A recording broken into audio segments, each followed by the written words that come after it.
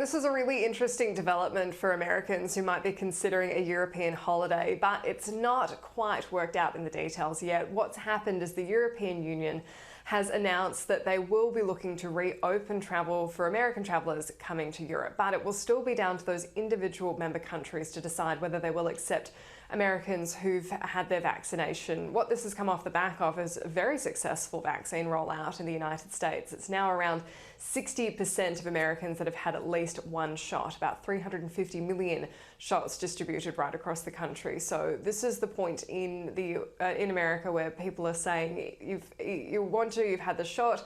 If you haven't and you're choosing not to, then you're taking on the risks of the COVID pandemic itself. And having travelled around a bit, I can tell you that a lot of the people who aren't getting the shot have already had COVID at least once. And so while they're making that decision, I know that's not something we necessarily endorse. I've had the vaccine myself, but this is a very popular sentiment in the US.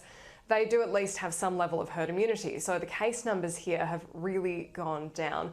What this would mean for travellers to the European Union would be that they would still have to test negative to COVID before they took a flight. But already US airlines are looking at opening up trips to places like Italy with some flights where you wouldn't have to quarantine on arrival. Of course, countries still in the grips of the pandemic themselves, like the UK, are going to be slower to open up.